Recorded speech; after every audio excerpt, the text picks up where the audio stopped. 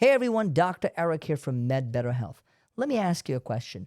Have you ever wondered what is the future of dementia care? You have a loved one, a mom, a dad, your spouse who may have dementia, and you're wondering, well, what's the future? What are the new medications? Where are we going in the next 20 years? Don't just listen to Dr. Eric. I have here today the GOAT, the greatest of all time, Dr. James Galvin. He is known internationally as the greatest, and he talks about that very topic. Are you ready? Listen up. This is for you. We've done the prevention, we've done the blood testing, we've talked about diagnosing. Now someone is diagnosed. They're diagnosed. Back in the day, I think in the 90s, we had these Aricept and memantine came out. And for many, many years, there was a combination of the two here and there and nothing really. And then like 3-4 years ago, bam, you have these new medications that are infusions that came out. Tell us a little about who are they indicated for and what are some of the side effects? How real are these side effects when people are weighing, should I do an infusion? Should I not? What are they? And how do you guide your patients to make that decision? They're making the decision. You're educating them about it. They're always in control. What would you say about that, Dr. Galvin? So the new medicines have been out, approved now, going back as far as 2.5 to 3 years. And so they're monoclonal antibodies. So it's an immunotherapy. And what the antibody is against the amyloid protein. So it helps clear the amyloid protein from the brain. They are done by IV infusion. So that means I have to go to the clinic. You have to go to an infusion center. So someplace that has an infusion bed and get infused.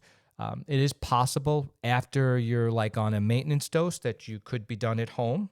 That may be possible, but right now most of the infusions are being done, at the infusion center or the doctor's office. More recently, there's been a subcutaneous form that's been approved for maintenance. So after you've completed the IV phase, you can go to a subcutaneous. It looks a lot like a GLP-1 pen. It's a little bigger, but it's similar in structure. So most of what I say is true, except the subcutaneous changes the equation a little bit. But the point being is that the medicines are indicated for people with early stage Alzheimer's disease. So that is mild Alzheimer's disease and mild cognitive impairment due to Alzheimer's disease. So the difference between Alzheimer's disease and mild cognitive impairment is mild cognitive impairment people are still functionally independent, whereas people with Alzheimer's they now need help with their activities of daily living. ADL. So for example, taking a shower, eating, dressing, I need some help. Yeah. At the earliest stage, it's the higher order. So it's usually not the personal hygiene things. It's more like balancing their checkbook, driving, managing their finances. So it's a higher order planning meals, things like that. So the second I have a little bit of memory issues, let's say, and they do the screening for the testing and they find it. And then I also have some level of functional issues, whether it's balancing my checkbook. That is kind of like the divider between threshold between my cognitive impairment and actually having with Alzheimer's. Right. So that the idea is that we do these biomarkers that I mentioned, either the PET scan, the spinal tap, or the blood test. We demonstrate that someone has Alzheimer's disease in their brain. They have the symptoms of Alzheimer's disease. They are then potentially eligible to get these infusion medicines, right? There's more work that needs to be done, right? There's other things we have to look for. So we have to do an MRI first before any infusions, because one of the side effects of these medications are small bleeds in the brain, right? So little hemorrhages. So people listening, Dr. Galvin, the second you said that right now, one of the side effects is small bleeds in the brain. They're like, I don't know if I want to do that. Right. And that's a discussion that, you'll have to have with your clinician. But the reason we do the MRI beforehand is because Alzheimer's disease by itself can cause small bleeds in the brain. So if you already have small bleeds in the brain, you're more likely to have more small bleeds in the brain. Wow. Right. So the amyloid protein deposits in the brain as a plaque, right? But it also deposits in the walls of small blood vessels, and it makes them really stiff and fragile. So they become leaky. And if they leak, then blood can come out and you get these little hemorrhages. It's got a fancy word, it's called amyloid angiopathy, right? But that's present in people even without treatment, right? So if you have a bunch of these little microhemorrhages, you're not eligible to be infused, right? So we want to make sure that your brain doesn't have any evidence of that beforehand, right? We also have to check your APOE genotype. So we have to look at a genetic test, right? Because that genotype helps us discuss the risk, right? So if you don't carry the E4 allele, you have the lowest risk of having a side effect. If you carry one copy, you have a higher risk. If you carry two copies, you have the highest risk of having these side effects. So it sounds like there's a lot of work and kind of done beforehand to make sure a person is optimized and okay to get this in layman's terms, right? There's a lot of pre-work that has to be done, right?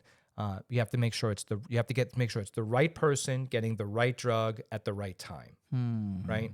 And if any of those things are missing, that's where we run into problems, right? So then there's this. So we then see if you're eligible, right? So one, do you have early stage Alzheimer's disease? Does your MRI look good? Do you have none of the other exclusion criteria that could exist, right?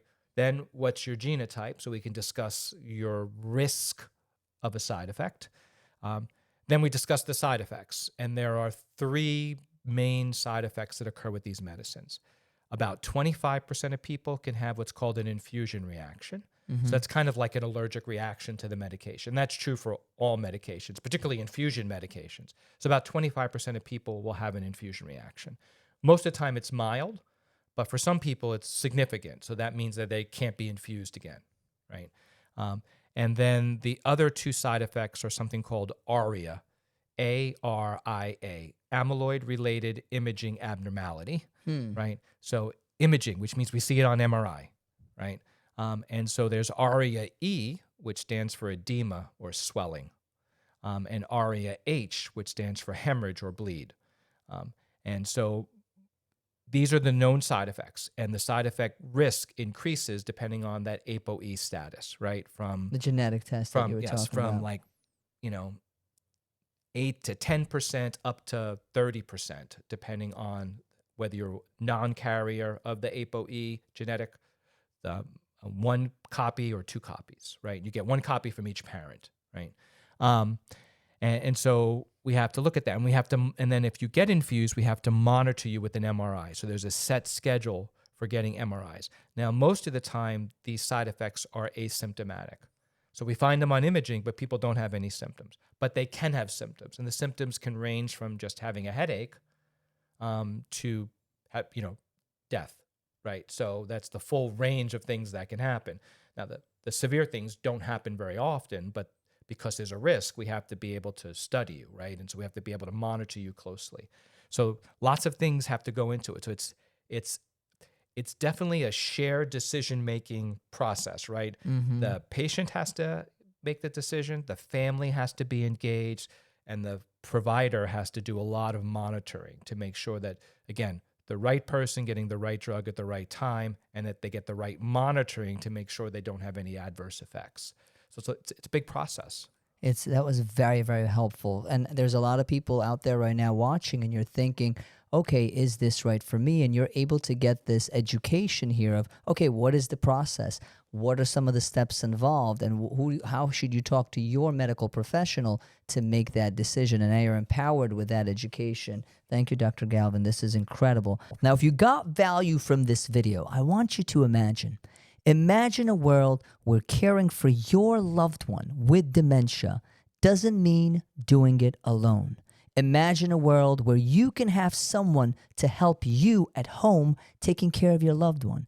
And imagine a world where you have 24/7 access to support when you need it. Well, I got good news for you. You don't have to imagine it anymore. This is now a reality, and it is now covered by Medicare. If you're interested in learning more, very, very simple. I want you to look up over here. We have our link to our website. Visit our website, scan our QR code, look in the description for the link as well, and don't imagine anymore. This is now a reality.